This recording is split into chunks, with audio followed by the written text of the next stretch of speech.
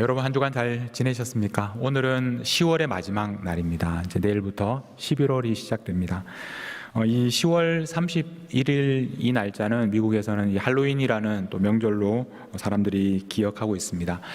특별히 올해 이 할로윈은 30년 전에 있었던 미네소타에서 있었던 눈 폭풍 때문에 제가 지역 신문이나 방송들을 보면 많은 사람들이 그때 일을 이야기하고 있습니다. 혹시 여기도 아마 30년 전 1991년 10월 31일에 이곳에 계셨던 분들은 그때 눈 폭풍이 얼마나 엄청났는지를 아마 기억하는 분들이 계실 겁니다. 그런 분들은 나중에 또 기억이 없는 분들에게 또 한번 간증해 주시기를 바랍니다. 그때 제가 저는 이 자리에 없었지만 자료들을 보면 그날 당일에 아마 이 미네소타 지역, 특히 트윈시티 지역에 하루 동안 눈이 8인치가 넘게 왔고, 그리고 그 다음에 11월 3일까지에 걸쳐서 그러니까 역대 가장 많은 한 번의 눈폭풍이 왔었는데 대략 한 28인치가 이 트윈시티에 내렸다고 합니다. 그리고 더 많이 온 곳은 저 위에 덜루스 쪽에는 37인치가 되는 기록적인 그때 눈이 내렸던 아주 기록적인 30년 전의 할로윈입니다. 그에 비하면 오늘 우리는 너무나 또 아름다운 날씨, 아름다운 가을을 보내고 있습니다. 그런데 우리가 오늘 이 10월 31일을 보내면서 우리가 기억해야 할 우리에게 중요한 그런 한 가지 기억이 있습니다. 그것은 바로 종교개혁입니다. 정확하게 말하면 오늘이 종교개혁 504주년이 되는 날입니다. 지난 1517년 10월 31일이 마르틴 루터를 통해서 이 종교개혁이 시작된 날을 우리가 기념하는 날이 바로 10월 31일입니다. 올해가 우리 교회 창립 30주년이기 때문에 우리가 특별하게 또 기념하고 있습니다. 그런데 이 종교개혁이라는 것은 우리 모든 개신교의 생일과 같은 날입니다. 우리 교회도 마찬가지입니다. 이 종교개혁 때문에 오늘 우리가 이 자리에 있는 것입니다. 그러므로 우리는 오늘 이 날을 또 특별하게 기억하고 504년이 되는 개신교회가 시작된 지 504년이 되는 날을 우리가 잊어서는 안 됩니다. 사진을 한번 보여주시기 바랍니다. 마르틴 루터 종교개혁의 시작이라고 볼 수 있는, 물론 이 마르틴 루터만 있었던 것은 아니고 그 당시에 수많은 함께 개혁에 참여했던 사람들이 있었지만, 그렇지만 우리가 그 모든 개혁자들의 하나의 대표로 이 마르틴 루터를 보고 있습니다. 그 당시 교회의 가르침에 맞서서 솔라 피데, 오직 믿음, 이런 구호를 내걸고 오직 믿음으로 구원을 받는다는 이 복음의 진리를 외쳤던 개혁자였습니다. 지금으로부터 정확하게 504년 전 1517년에 10월 31일에 루터가 이 95개 조의 이 반박문 논제를 독일 비텐베르크 교회 문에다가 붙임으로써 종교개혁이 본격적으로 시작되었다라고 사람들은 얘기합니다. 그래서 10월 마지막 주일을 늘 우리가 종교개혁 주일로 지키는데 올해는 특별히 10월 31일 그 당일이 주일이 되었습니다.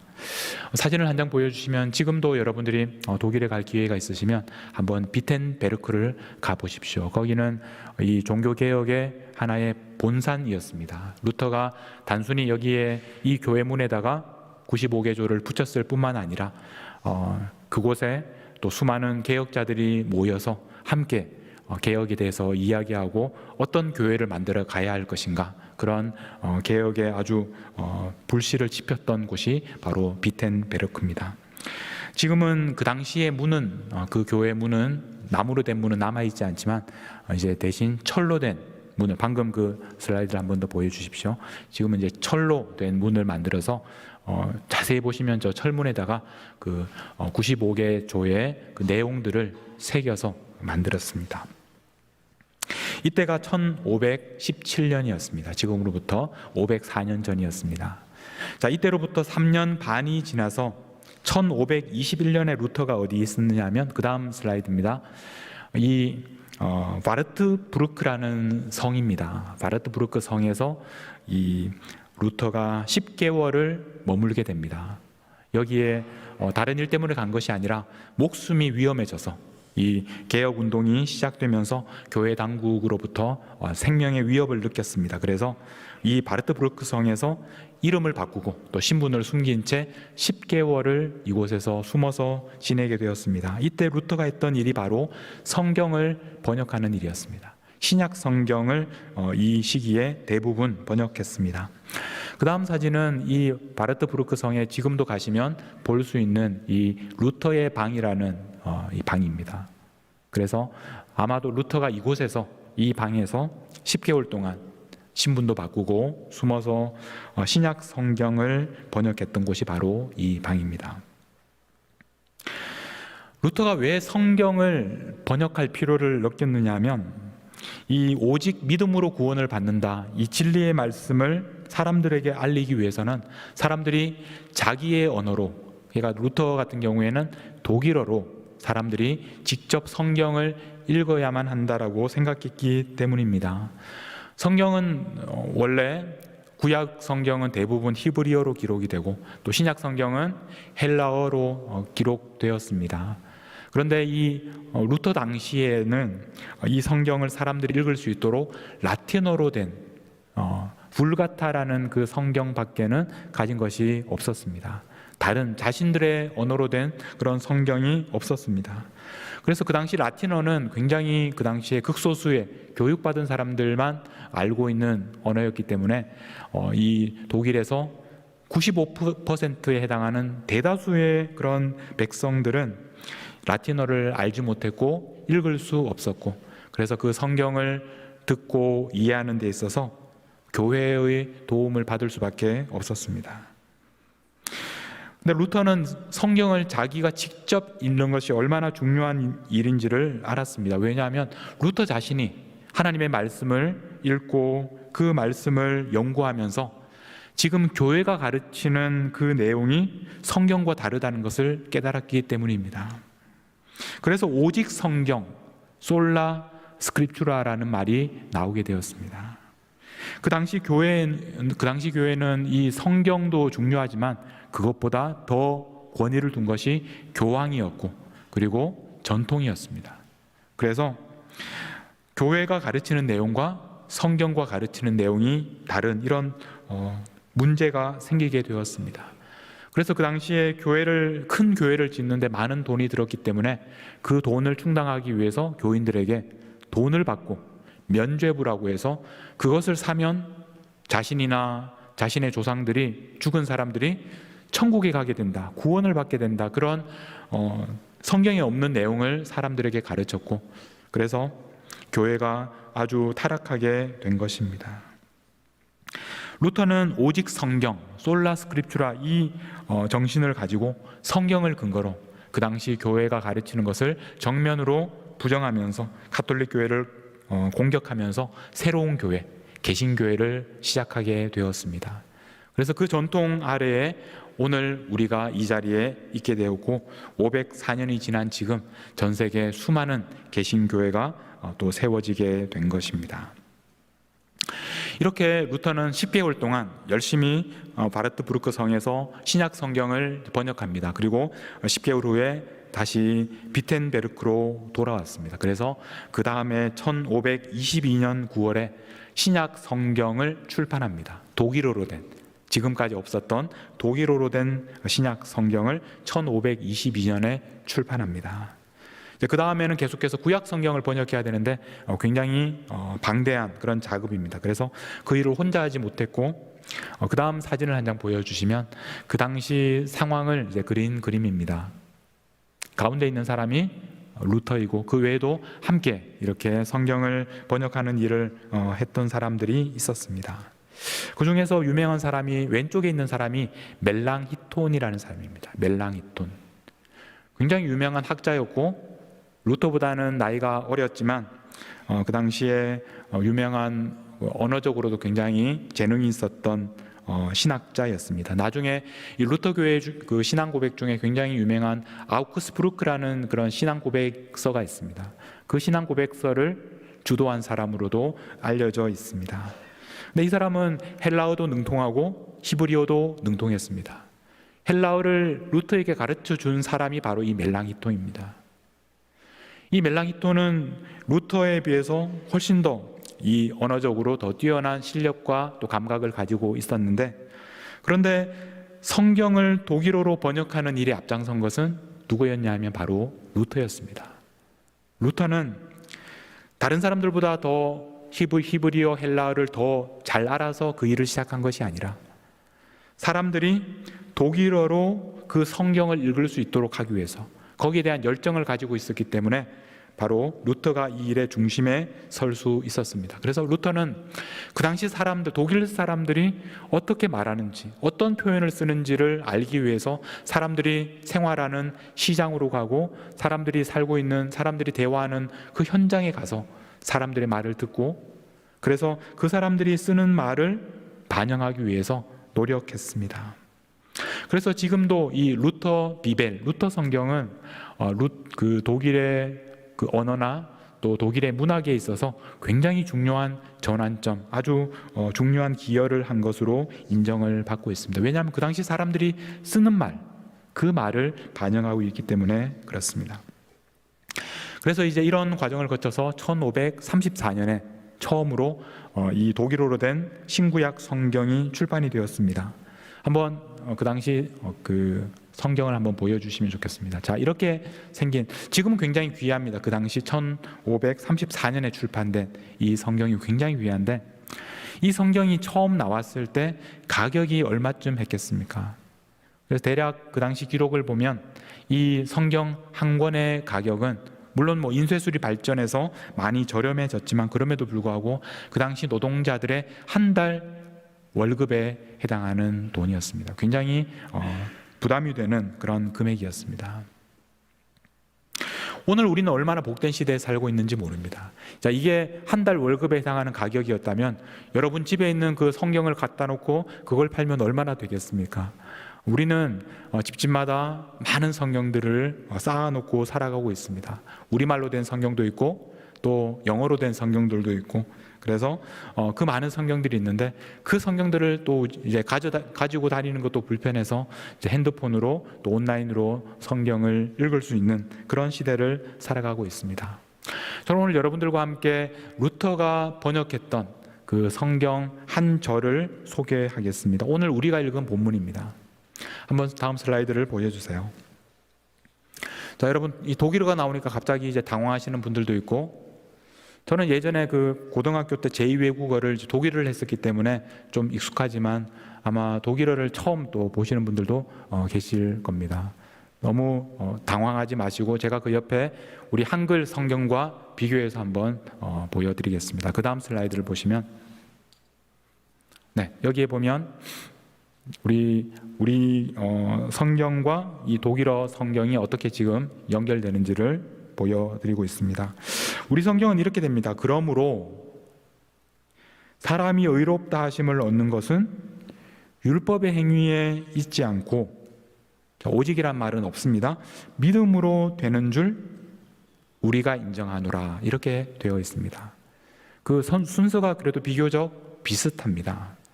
이 모든 언어는 이 단어의 순서가 그 말이 가지고 있는 성격이나 문법 때문에 좀 다소 달라질 수밖에 없는데, 비교적 이 독일어와 우리말 번역이 비슷하다는 것을 알게 됩니다.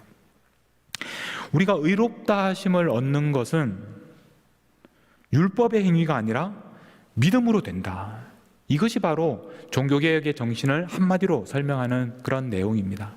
성경에 분명하게 이렇게 기록되어 있는데, 우리가 의롭다 하심을 얻는 것, 우리가 구원을 받는 것은 바로 믿음으로 되는 것이다. 오직 믿음으로 되는 것이다. 이것을 우리가 너무나 성경을 통해서 분명하게 알 수 있는데, 그 당시 사람들은 이 성경을 읽지를 못해서, 그래서 교회가 하는 이상한 그릇된 가르침에 넘어갈 수밖에 없었습니다. 자, 그런데 문제는 오늘 이 번역을 보시면 이 오직이라는 단어, 다시 한번 슬라이드를 보시면, 자, 우리말로 오직 이렇게 이제 괄호로 해서 제가 적고 있는데, 그 오직이라는 그 말에 해당하는 이 독일어 단어가 알라인이라는 단어입니다. 제가 좀 진하게 표시한 그 단어입니다. 자, 그런데 문제는 이 오직이라는 말입니다. 오직이라는 말을 이제 우리가 보통 오직 성경, 오직 믿음 이렇게 할 때는 라틴어를 써서 솔라라는 말을 씁니다. 솔라. 영어로 soul이라는 말이고, 그리고 독일어 알라인이라는 말은 영어로 하면 alone이라는 그 말과 같은 뜻입니다. 솔라, 여기에서 말하는 이 오직이라는 말이 헬라어 원문 성경에는 없는데, 그런데 루터가 신약 성경을 번역하면서 여기에다가 넣었다는 겁니다. 이것이 그 당시 루터를 대적하는 사람들이 루터를 향해서 한 공격이었습니다. 자, 가만히 저도 이제 이 말을 듣고 이 본문과 또 우리말 성경과 독일어 성경과 헬라어 성경을 비교해 보니까 결론적으로 어떻게 되느냐 하면, 여러분들이 가지고 있는 영어 성경도 한번 나중에 비교해 보시면 이 영어 성경과 헬라어 성경은 비교적 비슷하게 번역하고 있습니다. 근데 어떻게 번역하고 있느냐 하면, 오늘 이 번역 중에서 세 번째 줄과 네 번째 줄의 그런 순서가 달라집니다. 그러니까 헬라어 원문을 보면 이 율법의 행위에 있지 않고라는 이 세 번째 줄이 네 번째 줄로 바뀝니다. 그리고 네 번째 믿음으로 되는 줄, 이것이 세 번째 줄로 옵니다. 그러니까 원문으로 우리가 그대로 똑같이 번역을 하면 어떻게 되느냐 하면, 그러므로 사람이 의롭다 하심을 얻는 것은 그 다음에 뭐가 나옵니까? 믿음으로 된다는 겁니다. 믿음으로. 자, 그런 다음에 그 뒤에다가 무슨 말을 붙이느냐 하면 율법의 행위가 아니다는 겁니다. 사람이 의롭게 되는 것은 믿음으로 되는 것이지 율법의 행위가 아닙니다. 이것이 헬라어 원문의 번역이고, 그리고 여러분들이 가지고 있는 영어 성경의 번역입니다. 그런데 루터는 번역하면서 그 순서를 바꿉니다. 율법의 행위를 먼저 앞에다가 붙이고, 그러면서 그 뒤에 믿음으로 된다고 이야기하면서 그 앞에다가 오직 솔라라는 말을 붙이게 됩니다. 사람들이 왜 이 솔라, 원문에는 없는 솔라라는 말을 거기에다가 넣었습니까? 라고 그렇게 비난할 때 루터는 그렇게 말합니다. 자신이 이 솔라, 믿음이란, 오직 믿음이라는 이 표현으로 번역한 이유는 성경에서 그렇게 말하고 있기 때문이라는 것입니다. 그러면서 이 의미를 분명하게 전달하기 위해서, 분명하게 아주 클리어하게 번역하기 위해서는 여기에 오직이라는 말이 들어가야 한다는 겁니다. 자신은 헬라어로 말하는 것이 아니고, 자신은 라틴어로 말하는 것이 아니라 자신은 독일어로 독일 사람들에게 말하기 때문에 독일어의 성격이 그렇다는 겁니다. 이게 무슨 말이냐면, 이제 두 개가 있습니다. 그래서 이것이 아니라 이것이다, 이제 이렇게 말할 때 독일어는 이것이 아니라 오직 이것이다 이렇게 말하는 그런 언어의 특징이 있다는 것입니다. 그래서 루터는 이 구절을 번역하면서 사람이 의롭다 하심을 얻는 것은 율법의 행위가 아니다, 오직 믿음이다, 이렇게 번역했다는 것입니다. 우리말도 좀 비슷한 점이 있습니다. 우리말도 이 두 가지 중에서 중요하게 생각하는 것, 이것이 아니고 이것입니다 라고 말할 때는 우리는 항상 아닌 것을 먼저 이야기하고 이것이 아니라 이것입니다, 그 다음에 중요한 것을 이야기합니다. 독일어도 그렇다는 겁니다. 그래서 그것을 분명하게 하기 위해서 거기에 오직이라는 말을 넣었습니다. 결국 루터는 그 성경의 뜻을 분명하게 전달하기 위해서 사람들이 말하기에 없는 그 단어를 넣으면서까지 오직 믿음으로 의롭다 하심을 얻는다라고 이렇게 번역을 한 것입니다. 이것이 바로 루터가 성경을 번역하는 정신이요 또 방법이었습니다. 그런데 그 당시 대다수의 이 루터를 비판했던 사람들은 루터가 왜 없는 이 솔라라는 말을 넣어서 번역했습니까? 라고 말하던 그 사람들, 그 로마 가톨릭 교회의 사람들은 자신들은 성경을 정확하게 번역할 수 있다고 생각하면서 결국에는 어떻게 되었습니까? 그 교회가 성경의 가르침을 제대로 따르지 않고 사람들에게 믿음으로 구원받는 이 놀라운 복음의 말씀을 가르치지 않고 오히려 돈을 주고 면죄부를 사도록 하는 그 일에 앞장선 그런 사람들이 되었습니다. 루터는 당시 독일 사람들에게 성경이 무엇을 말하는지를 정확하게 전달하려고 했던 것입니다. 이런 루터의 번역 때문에 사람들은 이 성경을 읽으면서 우리가 의롭다 하심을 받는 것이 율법의 행위가 아니라 오직 믿음으로 된다는 것을 사람들은 알 수 있었습니다. 이것이 바로 종교개혁을 이끌어간 정신이 된 것입니다. 여러분, 종교개혁이 이제 시작된 지 504년이 지났습니다. 루터가 번역한 이 신약 성경이 출판된 지도 이제 내년이면 500년이 됩니다. 500년 동안 우리에게는 수많은 성경이 주어졌고 우리는 수많은 우리말 성경, 수많은 영어 성경을 가지고 있습니다. 그런 번역들을 우리는 비교도 할 수 있는 그런 시대에 살고 있습니다. 자, 이렇게 많은 성경이 우리 손에 주어졌는데 그렇다면 여러분, 종교개혁은 끝난 것입니까? 종교개혁은 완성된 것입니까? 사람이 믿음으로 의롭게 된다는 이 정신이 우리에게 제대로 전달되었습니까?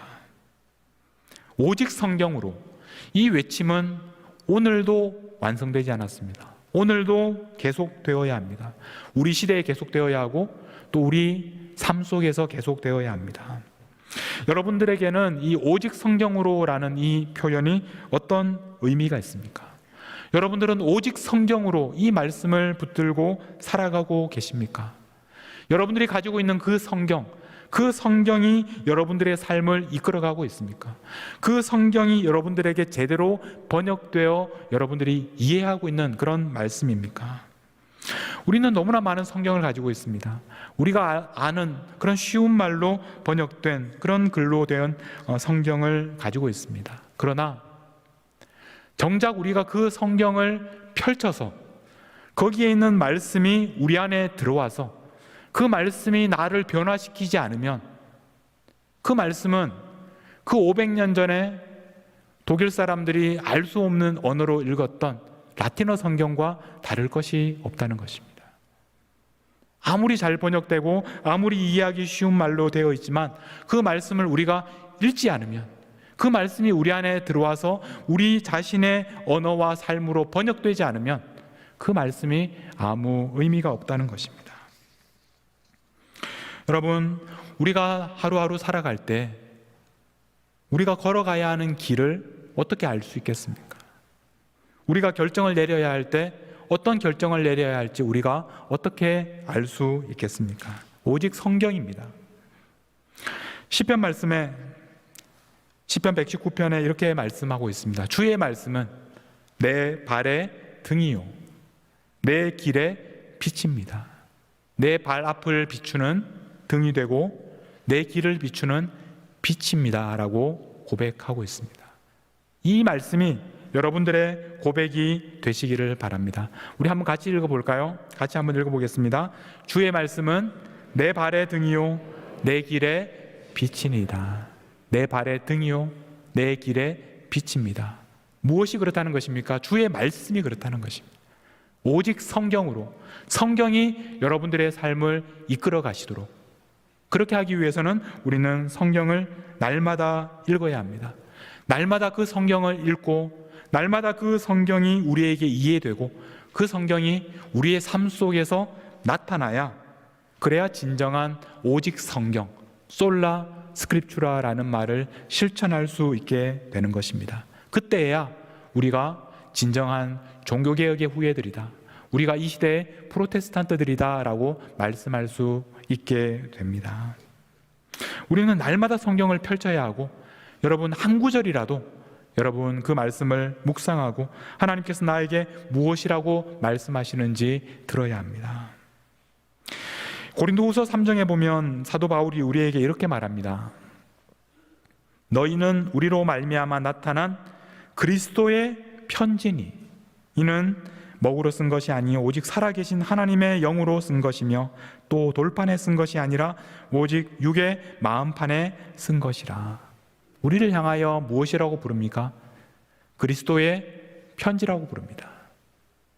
우리를 통해서 예수님의 말씀이 세상 사람들에게 알려지게 된다는 것입니다. 우리는 그리스도의 편지입니다. 우리의 삶을 통해서 하나님의 말씀이 어떻게 구체적으로 실현되고 번역되는지, 하나님의 말씀이 우리 안에 들어오면 우리의 삶이 어떻게 바뀌는지를 세상 사람들에게 보여주는, 그래서 세상 사람들이 우리를 보면 저 사람은 예수님께서 자신들에게 써보내는 편지구나, 우리를 보면서 예수님이 어떤 분이시구나 하는 것을 알 수 있도록 세상으로 보냄받은 사람들이 바로 우리들이라는 것입니다. 우리는 그리스도의 편지입니다. 여러분, 종교개혁 504주년을 맞는 오늘 다시 한번 우리의 마음에 결심합시다. 날마다 성경을 펼쳐서 읽어야 합니다. 집에 아무리 많은 성경을 가지고 있으면 뭐합니까? 그 성경을 펼쳐서 그 가운데에 있는 한 구절을 읽기 시작해야 합니다. 그리고 그 말씀이 여러분들에게 무엇이라고 말씀하시는지를 들어야 합니다. 그리고 그 말씀이 성경에 기록된 말씀으로 끝나지 않고 여러분들의 삶에서 어떻게 구체적으로 실천되는지, 여러분들의 삶에서 어떻게 번역되고 그것이 여러분의 삶에 나타나는지 구체적으로 나타나도록 하셔야 합니다. 그렇게 하면 여러분들이 이 세상 사람들에게 보여지는 그리스도의 편지가 될 것입니다. 그런 결심, 그런 결단이 있는 오늘 종교개혁 기념 504주년이 되실 수 있기를 바랍니다. 오직 성경으로 이렇게 살아가는 것이 이 시대의 종교개혁의 정신을 실천하는 이 종교개혁의 진정한 계승자가 되고 또 이 시대의 진정한 프로테스탄트의 한 사람으로 살아가는 그런 방법이 될 것입니다. 그런 결단이 우리에게 있기를 간절히 축복합니다. 오늘 여러분들과 함께 찬양할 곡은 주님 말씀하시는, 오직 성경으로 하나님의 말씀으로 우리가 돌아갈 수 있기를 바랍니다. 나의 욕망이 아니라, 나의 결정이 아니라 주님의 말씀에 따라 우리가 순종하며 살아갈 수 있기를 결단하며 우리 함께 이 찬양을 부르며 나아가겠습니다.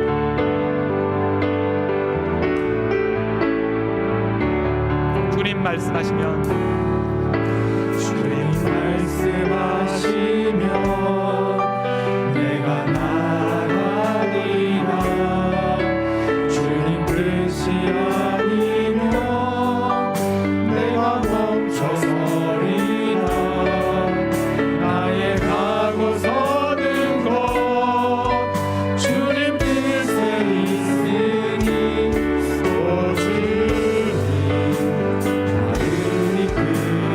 다시 한번 주님 말씀하시면, 주님 말씀하시면 내가 나아가리라. 주님 뜻이 아니면, 주님 뜻이 아니면 내가 멈춰서리라. 나의 가고 서는 것, 나의 가고 서는 것 주님 뜻에 있으니 오 주님 나를 이끄소서. 주님 뜻하신 그곳에 나 있기 원합니다.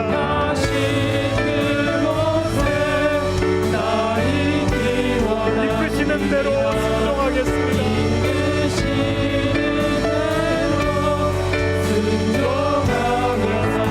연약한 내 영혼 통하여 일하옵소서.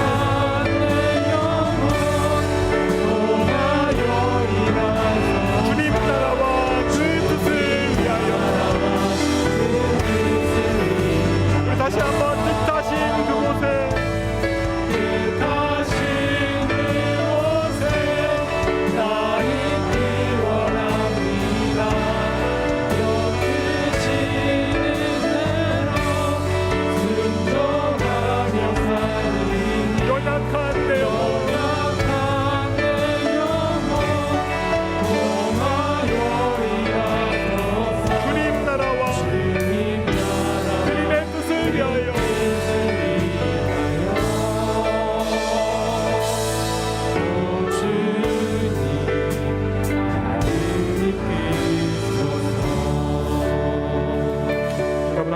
기도하실 때 여러분의 삶은 과연 오직 성경으로, 성경의 가르침에 이끄심을 받고 있습니까?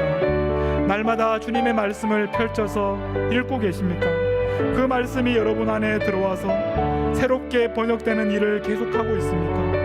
오늘 이 시간에 날마다 하나님의 말씀 앞에 무릎 꿇고 주님의 말씀에 순종하여 나아가겠습니다. 결단하며 함께 기도하며 나아가겠습니다. 기도하겠습니다. 하나님 아버지, 주님의 말씀 앞에 무릎 꿇게 하여 주시옵소서. 오직 말씀으로 504년 전에 시작된 이 종교개혁의 정신이 오늘 우리 안에 다시 한번 살게 하여 주시고, 하나님의 말씀이 죽은 말씀, 그냥 책 속에 기록된 말씀이 아니라 오늘 우리의 삶 속에 들어와서 우리를 새롭게 하고 우리를 변화시키며 우리를 통하여 이 땅에 있는 모든 사람들에게 그리스도의 편지가 되게 하는 그런 능력의 말씀이 되게 하여 주옵소서. 아버지, 우리에게 말씀하여 주시옵소서. 날마다 하나님의 말씀 가운데 하나님의 말씀에 순종하며 나아갈 수 있는 저희들이 되게 하여 주옵소서. 그래서 이 시대 진정한 종교개혁의 후예들로 살아가게 하여 주시고, 이 시대 프로테스탄트로 살아가는 저희들이 되게 하여 주옵소서. 날마다 하나님의 말씀을 순종하지 않고 살아갈 수 없는 저희들이 되게 하여 주옵소서. 말씀을 펼쳐서 날마다 하나님의 말씀을 묵상하며 그 말씀이 저희들의 삶을 이끌어가도록 저희들의 발에 등이 되고 하나님 저희들의 길에 빛이 되는 그 말씀을 붙잡고 살아가는 우리 하나님의 자녀들이 되게 하여 주시옵소서.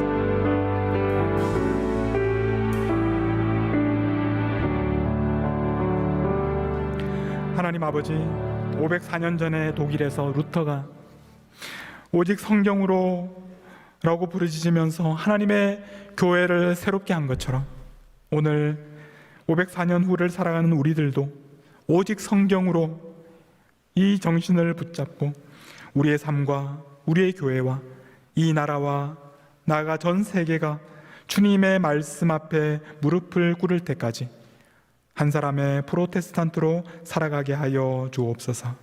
무엇보다 먼저 우리 한 사람 한 사람의 삶 속에서 하나님의 말씀을 하나님의 말씀으로 받아들이고 그 말씀이 저희들의 삶 속에 들어와서 새롭게 번역되고 새롭게 이해되고, 그래서 그 말씀이 우리의 삶을 통하여 드러나서 우리의 삶을 통하여 아름다운 열매가 맺어지게 하여 주시고 그리스도의 편지가 되어 세상 사람들에게 읽혀지게 하여 주옵소서. 하나님의 말씀으로 이 땅에 오신 우리 주 예수 그리스도의 이름으로 기도하옵나이다. 아멘.